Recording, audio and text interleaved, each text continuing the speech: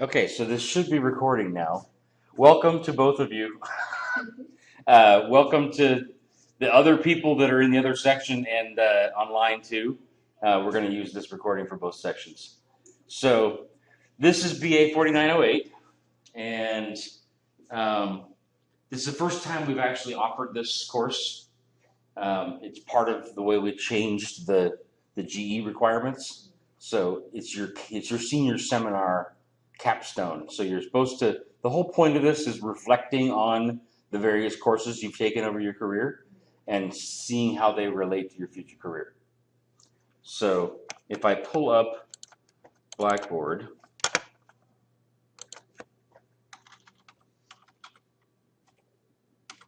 no, CSUB.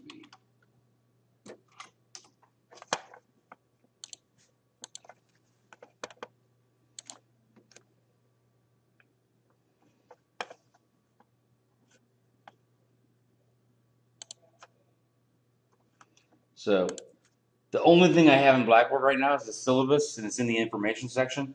I think I may have made some slight edits to it since I sent it to you on email. So the current one is always on Blackboard. And if I ever edit it, I've got a little thing here that says last updated on a certain date. Okay? So pulling up the syllabus.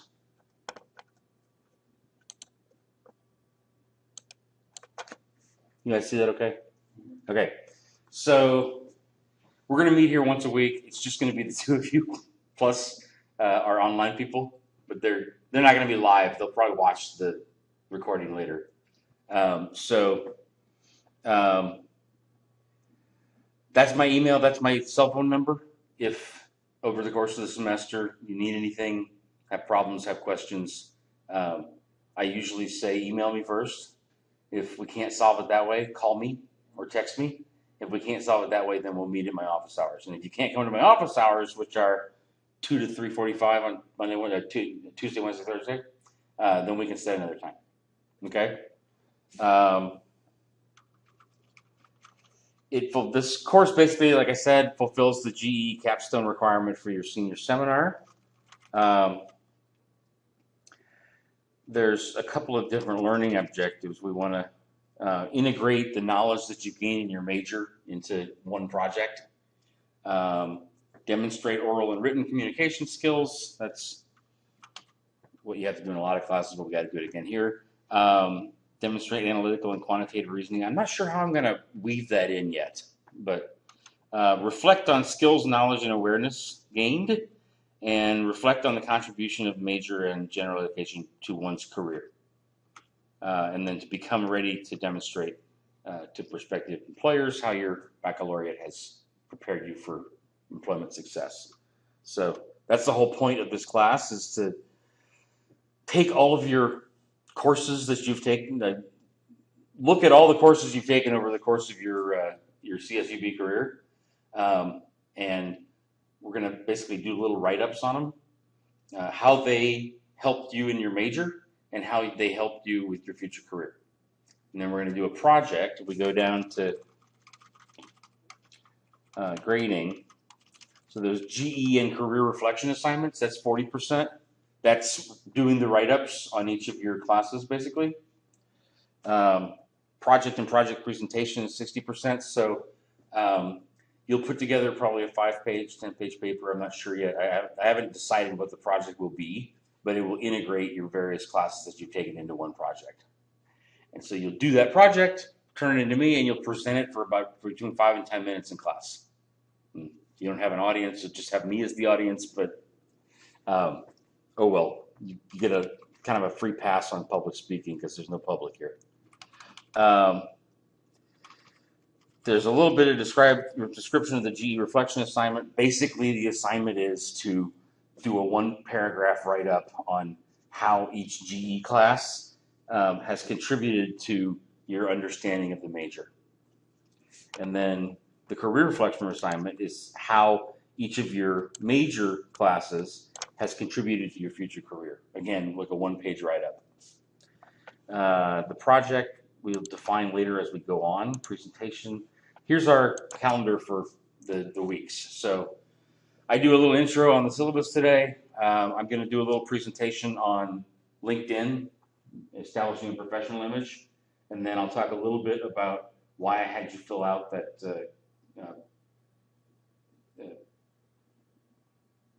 professional development plan. And that'll be today. Next week, we'll basically talk about what's in your professional development plans. And by next week, have you both sent me your transcript already? I did. Yeah? Okay, so we're good. Then all you have to do by next week is, have you connected to me on LinkedIn? Yeah. And you sent me your professional development plan? Yes. Okay, you're done. That was the homework you had to do for next week. Next week in here, we're just going to talk about the professional development plans. The following week, we'll talk about your LinkedIn profiles. I'll tell you some things that I want you to do to edit and change them.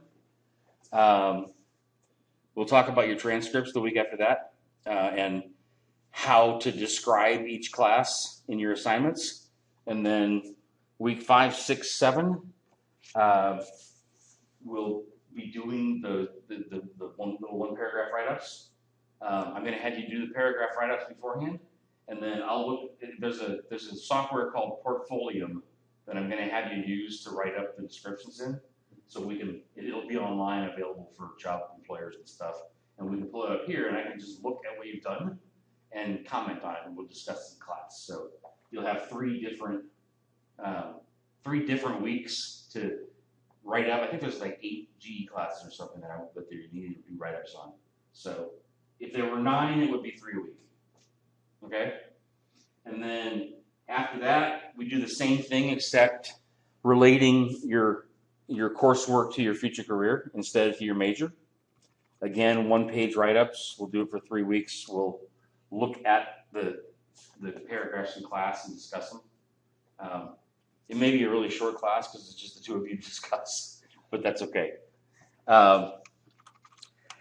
Then we'll talk about the projects and presentations. So you need to have a draft of your project done by week 11. We'll talk more about what the project should be over the coming weeks. So we have a draft done. I'll give you some feedback on the project to do edits on. Then we'll have Thanksgiving break. There's 2 weeks of presentations. You guys won't need that. We can do 2 presentations on week 14 and be done already. And there's no finals, so there's nothing on finals week. Once a week. Pretty simple class. Okay? Any questions about that? Okay. So let me go back to courses. I don't have these presentations in your Blackboard yet because they just created it the other day. So I need to go to my 3450 Blackboard.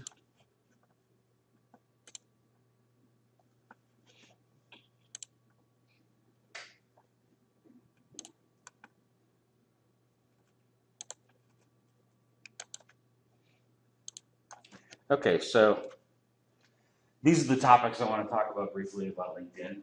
First of all, the power, why LinkedIn is so important to me and why it's so important to your career. We'll talk a little bit about a positioning statement. So how you, at the summary section at the beginning of LinkedIn, how you present yourself overall as a professional. We'll talk about educational project deliverables. So a lot of times the work that you've done in your classes and your homework is more impressive than what you've done in your job because you're just at the beginning of your career. So I want you to write up project descriptions of your coursework so that you can really have more experience show up on a LinkedIn profile. I'll talk a little bit about duties versus accomplishments. I want you to write down accomplishments in bullet point form for your descriptions of your jobs rather than just describing what the responsibilities were. And then we'll talk a little bit about attention to detail. So the power of LinkedIn. If I go back to the browser now and I pull up LinkedIn, how familiar are you guys with LinkedIn? Nonsense. Yeah. So? Did you have a profile before my assignment? Did you?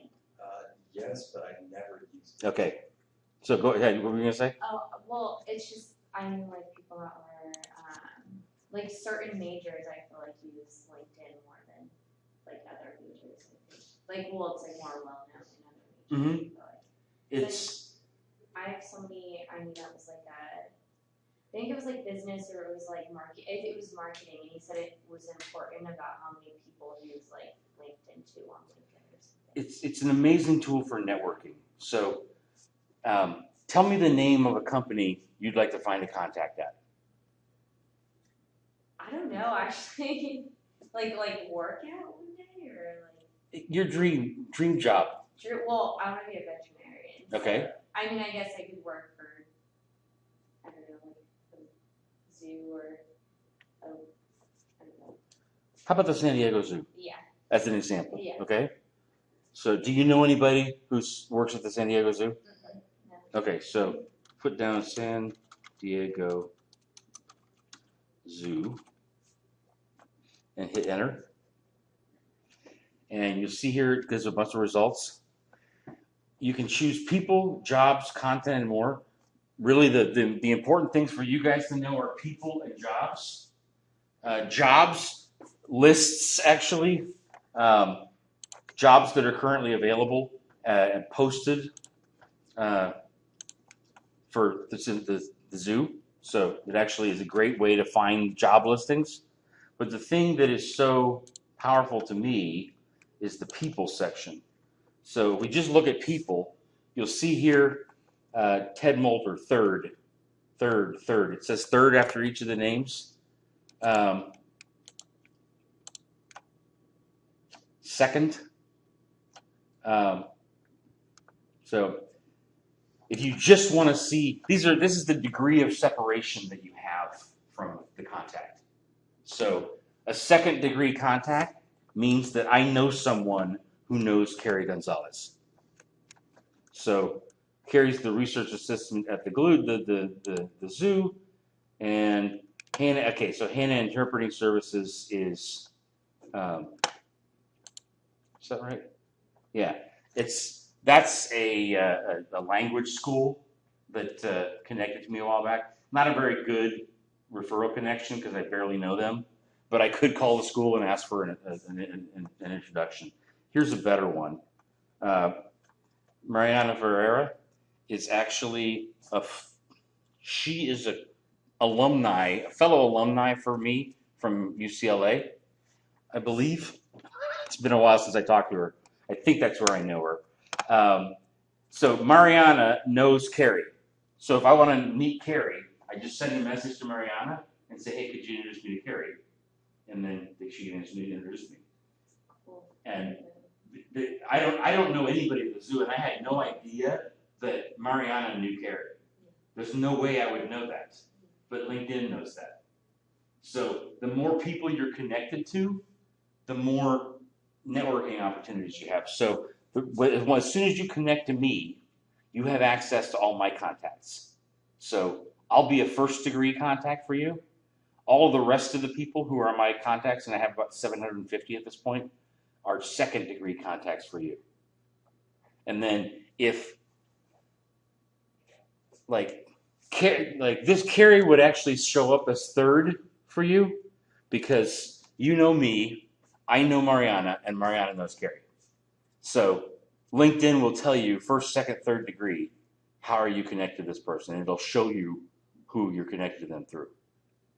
So really, I mean, you can type in any, I have nothing about the San Diego Zoo, but I mean, we just found some mechanic, research assistant. Some of these connections are actually, oh, look, board member. So senior vice president, content. So Carter Skeeth, yeah, Mariana as well. That's a great contact. So Carter is a member of the board of directors of the zoo, and Mariana, my contact from UCLA, who has guest spoken in my class once, she knows him. So if I wanted to get to know one of the board members, I asked her for the introduction. And not all the time does that work. Sometimes she doesn't know him very well and it's not comfortable, but a lot of times she is comfortable doing that. And a lot of my contacts, if you guys look through and see that I'm connected to someone and you want to get to know them, just tell me and I'll introduce you. So it's a really powerful tool. The other thing that's really powerful is that recruiters can search this the opposite direction. So you want to make sure you have all your skill sets, as much as you possibly can describe in there. You want it to be able to be searched on and found.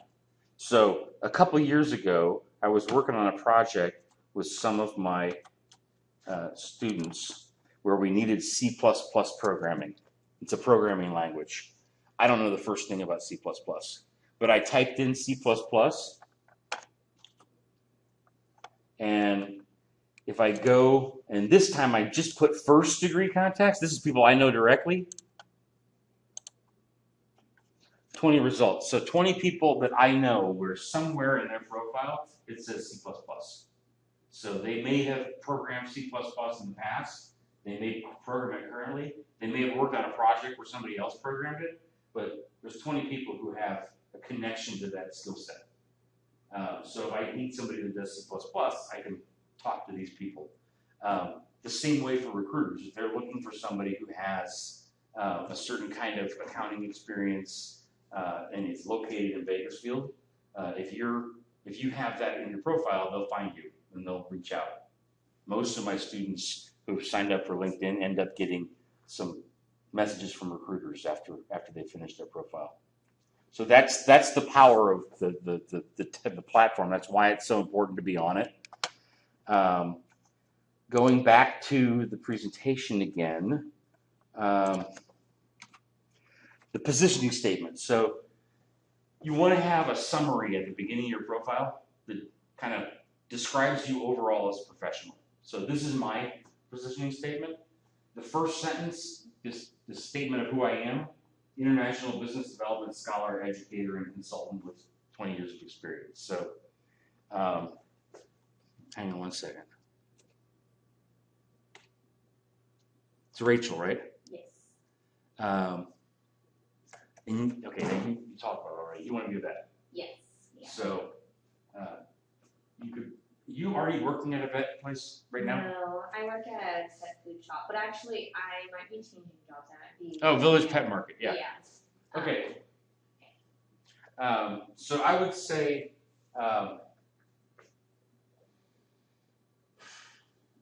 veterinary is very specific. So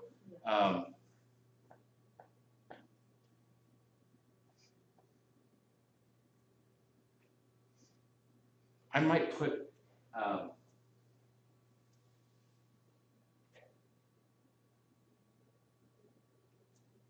like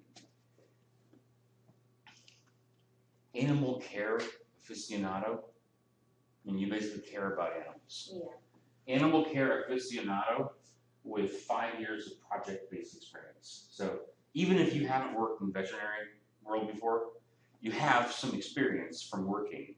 And anybody at Cal State, even if you haven't had a job before, some of my students are like on sports teams and they never had a job, you still have 4 years of project-based experience because you worked on projects in your classes.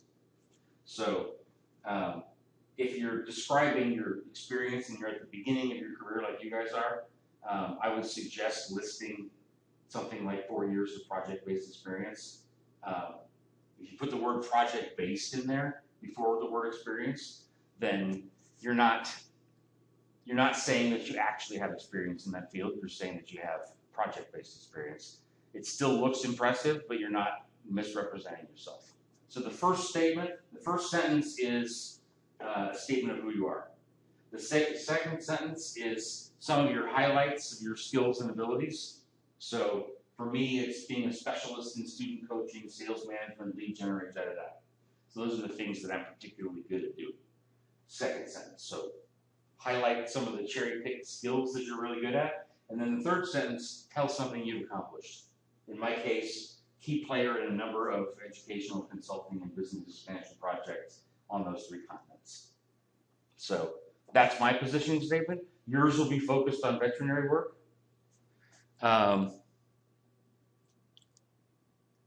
Is it Amina? What was that? Tell me your name again. Oh, Ricardo. Ricardo. Yes. You just added recently, didn't you? This class, no, actually. Were you I'm in the Tuesday one, but I wanted. Oh, you were in the other section. What's your last name? Bautista. Got it. I'm moving you right now to the other section. Oh, thank you. You want to be in here, right? Yes. Okay. Okay, so full-time shift supervisor at AutoZone, right? Yes. Okay. Join the military as a commissioned officer and work in an administrative capacity. So I would say for you, administrative professional with X number of years experience, focused on a military career, period. And then some skill set highlights and an accomplishment sentence. Make sense? Yeah. Okay. So that's the positioning statement. Leveraging the value of educational deliverables. This is where you write up descriptions of your coursework and projects you've done as academic projects. So this first one here, UCLA Anderson School of Management Entertainment Management Program, Runway Post-Production. As the capstone project of my MBA, we had to go out and find a small business and do a consulting project for them. So three of my fellow MBAs and I found this company called Runway Post-Production.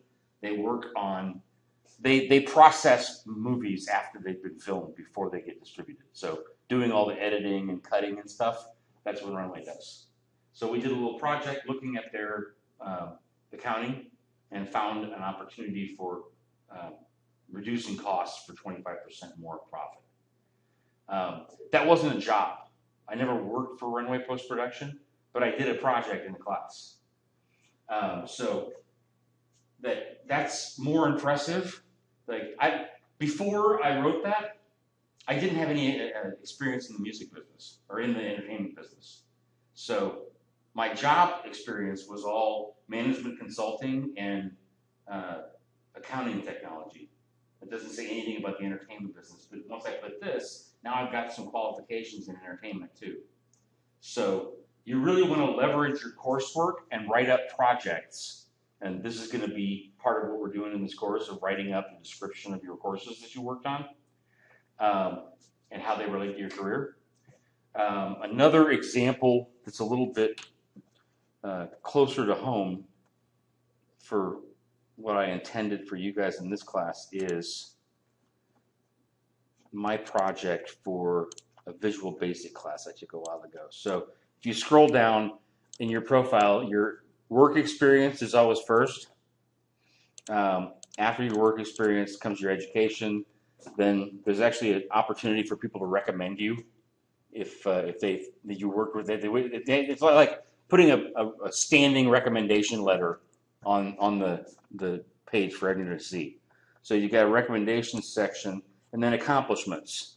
So publications, languages, courses, you can actually type in each of your courses that you've taken under courses. And then projects, you can describe those courses a little bit more. So application development using VBA. This is a class that I took when I did my PhD for how to program Visual Basic in Excel. So I don't know anything about computer programming. That's like nowhere otherwise in my work experience. But I did take a class on Visual Basic, and I know a little bit about how to program it. So I put just a basic description, participated in a class on Visual Basic programming. Deliverable accomplishments include the following. I always use that phrase, deliverable accomplishments include the following. And then I described something that I accomplished in that class. So I actually went back, looked at the syllabus to remind myself what the homework assignment was. And there were actually 6 different spreadsheets we had to write up where we wrote a code program to make the spreadsheet do a certain thing, like search through all of the transactions and find the one that was the lowest cost or something like that. So I counted up, I opened the homework assignment again and looked at it, and I counted up how many lines of code I wrote. And I just put 500 lines of code for 6 different projects. So any kind of homework assignment you've done in your classes, even an exam, if you did particularly well in an exam, you can write it up in the project as if it were work experience. It gives you a lot more meat to your profile. Yeah, does lab experience count? Like, like in micro, we do like plating and stuff like Mhm. that. Like, would you write that in that? Yeah, Or answer. I would. Does that make sense? Okay. So next about LinkedIn, duties versus accomplishments. So it's really common when you write up a resume or when you write up a LinkedIn profile to write all the things you did in that job. So this is an example of one of my students who used to be a manager at Big Five Sporting Goods. Responsibilities included opening and closing the store, creating work schedules, receiving shipments, da da da da da da. Big long paragraph with all the things he did. I want to know what he accomplished, not just what he did. So if you look at this instead, this is a description of work that I used to do as a headhunter. I worked for 20 years in other jobs before I became a professor, and part of that I was a headhunter for Robert Half. So just one sentence: account executive responsible for this. And then I use this phrase: deliverable accomplishments include the following, and I write bullet points of things that I accomplished. So as an account executive, the most important thing is how much revenue did you bring in? So I put in the revenue and the profit that I brought in, number of meetings that I set with clients, and a profit margin that we achieved in a project.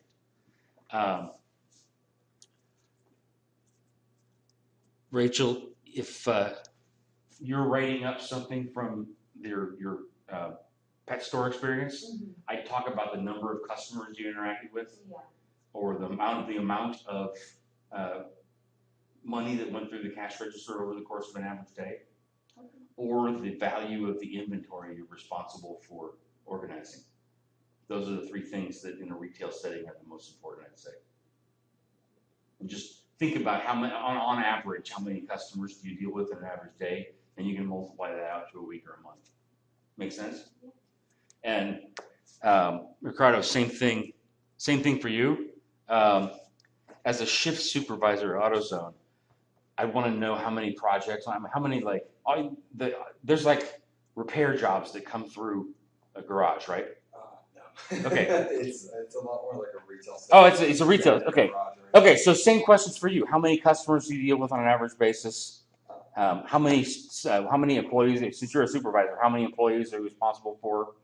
What's the total value of inventory in the store estimated? Or what's the total revenues that came in? Okay. Make sense? Yeah. Okay. Then finally, there's another presentation I want to get to, so I'm going to just briefly say it's important. This is an example of another one of my students that wrote up their project. Every place where there's a little red cross is something wrong spelling or grammar-wise.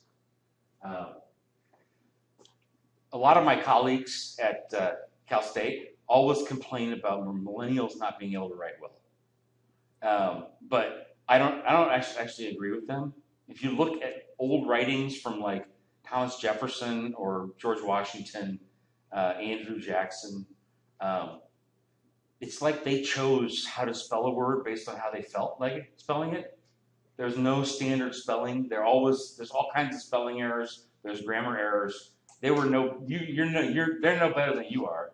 Your difference is your stuff is online for everybody to see. So you've got to be particularly, you got to comb through your after you're done writing it up, make sure you go back regularly and read through it, make sure that there's no errors, make sure that the grammar is clear.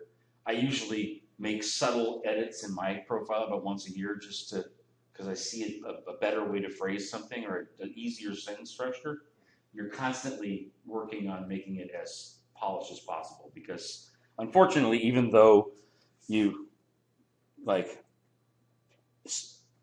spent a lot of work to write up the paragraph and post it, the only thing that a lot of people remember when they see a spelling error is that you had a spelling error, and it makes you look unprofessional. So got to make sure to do that right. That's the presentation on LinkedIn. Any questions about that? Okay, so in addition to LinkedIn, I actually want you to sign up for another website as well. It's called Portfolium. Okay, make a note of that. It's on the recording too. It's portfolium.com.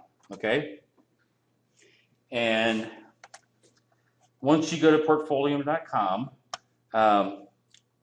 this is already asking you to go to my profile, but when you first get there, it's actually going to ask you if you want to set an account.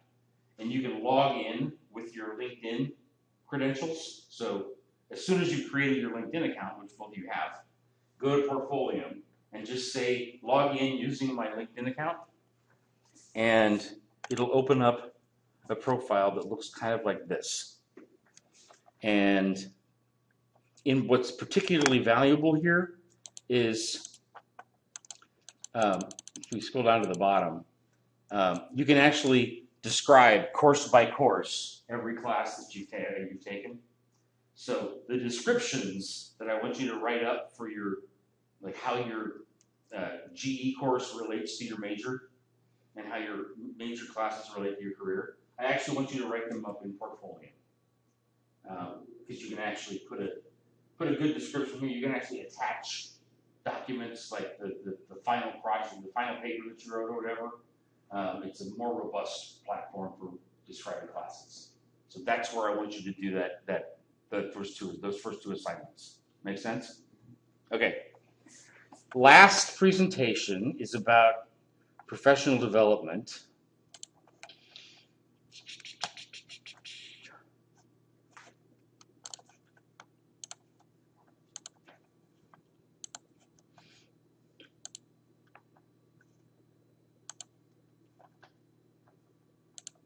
So just a little bit more description of why I wanted you to fill out these professional development plans for me. In general, for every class I teach, I want to know what your job is now and what you want to do after you graduate. So if my class is not helping you get closer to being a vet, then I'm not doing my job. Something about this class, when you're done, should put you closer to being a vet than you were when you started. So that's why I asked those questions. I also ask questions about how much money you make and how much you want to make in the future, because I don't actually use that information for myself. It's more of a test. It's a prompt for you to think about things. When I was an undergrad, I graduated and I had no idea what things cost. I was woefully unprepared to be an adult, and I wish I had planned more for the various costs and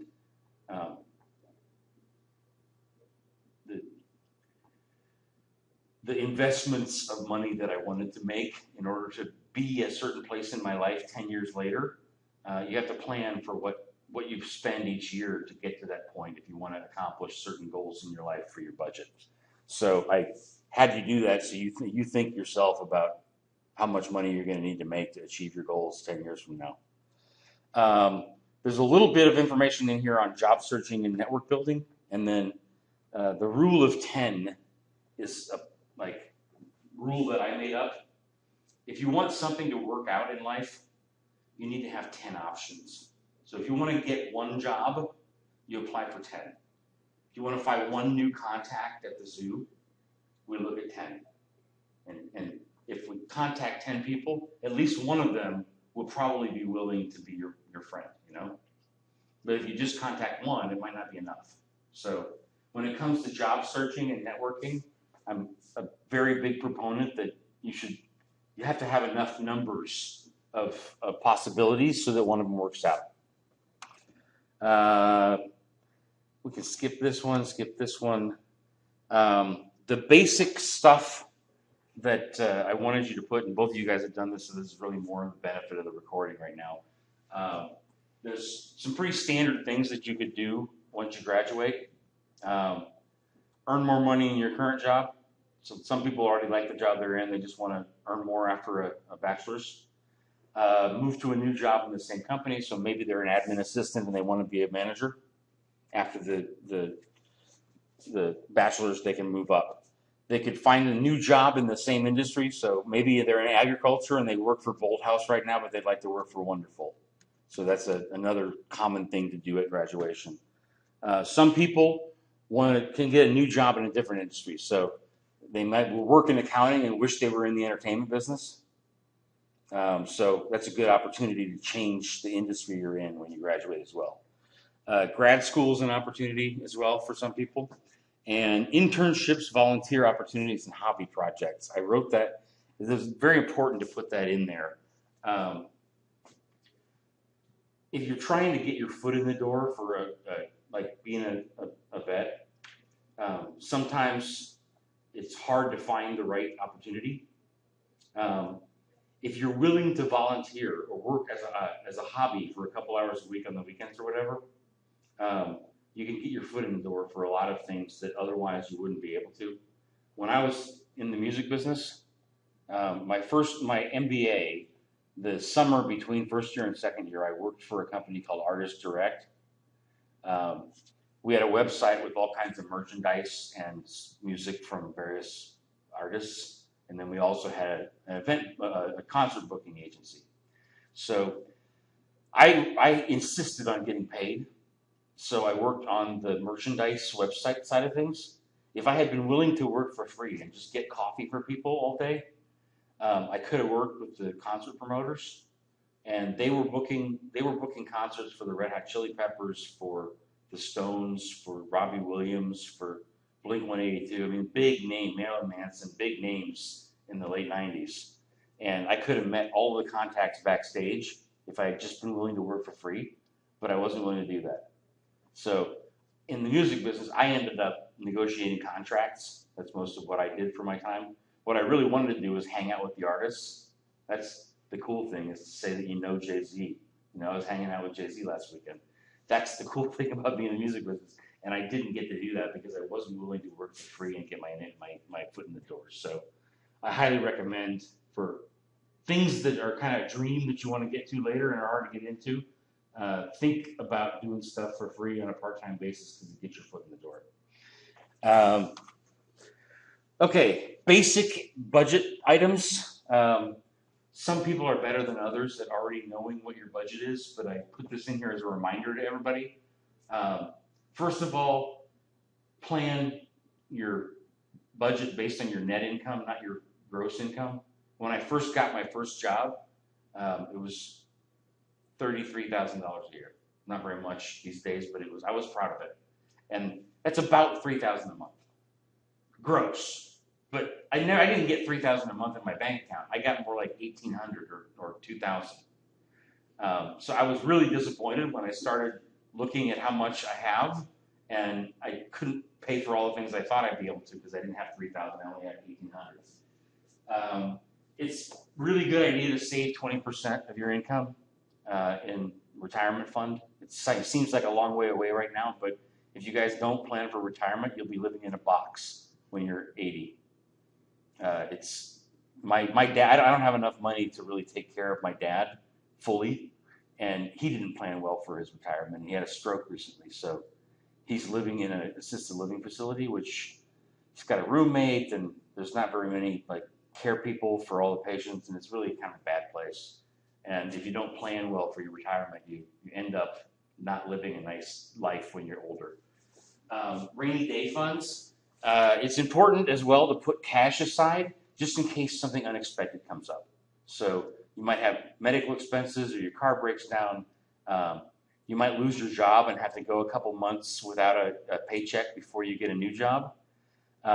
If you put cash aside in a money market account, not in a savings account, because savings accounts don't really earn any interest, money market account, you can take it out whenever you want, but it's just sitting there as cash.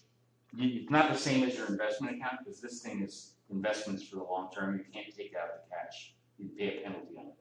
But this one is just cash. So I recommend that as well. And then healthcare, rent and utilities, car payment, telecom, food, entertainment, and whatever else is the question mark thing here. I just put that down as a prompt for everybody. If you are not planning on each of these expenses in your future life after you graduate, you probably should, because they're all expenses that almost everybody in the world has monthly. What color is your parachute? You guys know pretty clearly what you want to do. There's some people that don't know what they want to be when they grow up, when they get the end of college. I was kind of like that. So for those people, if you don't quite know what you want to be when you grow up, or you do know and you just want to be sure, this is a great book. It's been around for a long time. It's called What Color is Your Parachute? You can get it on Amazon for like $10. It asks you a bunch of questions like, would you rather uh, read a book in a library or work on an Excel spreadsheet? Would you rather talk with people at a party or go for a walk with your dog? It asks you all kinds of different questions. Some of them are more about work, some are more about studying and everything. You put all this together, and based on what your answers were, the book tells you what career you'd be happy in. And it actually originally said that I should be a professor. The year after I graduated from undergrad, it said I should be a college professor, and I didn't pay attention to it. I was like, I'm going to go work for a big company. I'm going to start my own company. I'm going to make it big. And I've never been as happy as I am with this job. So it's a really good book for finding what you're happy doing. Planning big dream income, really briefly. The reason I asked you what would you in your if you're queen or king for a day, and what kind of things would you like to spend money on? It takes planning ahead of time to be able to afford certain things. So I really like to travel. I have friends all over in South America, in Europe, and in the Midwest and the East Coast of the United States. So I wanted to be able to visit each of those each year in the summertime. That's one of the reasons why I became a professor, so I can go visit all my friends. And I counted up how much is it really going to take for not just the ticket, but hotel costs if I can't stay at somebody's guest room, food and drink money to go out and have a good time. I counted it all up, and it's about $10,000. So I planned in my budget before I ever got this job. The $10,000 of it is set aside for travel, and now I'm able to do what I wanted to do. Buying a house. You guys own your own house or not? No. Okay. So when you buy a house, you got to put a deposit down. Usually in Bakersfield, a decent house value is about $200,000. I mean, it's really cheap here compared to LA or San Francisco. But that still means you need $40,000. Do either of you have $40,000 in your checking or savings account right now? Yeah. So you got to plan ahead. If you put away $1,000 a month for 40 months, so that's about 4 years. You put $1,000 away for 4 years, you got your deposit for your house. Taking care of your parents. I talked a little bit about that. My dad right now, it costs $1,900 a month just to keep him in the facility he's in. If he wanted his own room and not have to share it with some stranger, which is what he has to do now, it'd be $3,000 a month. If he wanted his own room and a really nice facility, it'd be $4,000 a month. So it's really expensive to take care of people once they can't take care of themselves anymore. A lot of people plan on taking care of their parents later. That's the kind of numbers you need to think about. Being a millionaire, it's some goals some people have. It's ambitious, but as a round number explanation, if you put away $20,000 a year at 20% interest, which is hard to find, but let's just say 20% interest as an entrepreneurial investment. $20,000, 20% interest, 20 years, you got $1 million. So, and then finally, just as an example, I would love to own a Learjet. I travel a lot, like I said, and it would be really cool if instead of having to go to check in my bags and then go through security and then wait to get in the plane and then sit in a little cramped seat, it'd be cool if I could just have my own jet and fly right from Bakersfield to like Heidelberg, Germany. A little tiny town. I could fly directly there, land there, and see my friends right away when I get off the plane. That would be cool. It costs $60 million to own a jet. But you can rent one. I found out you can rent one.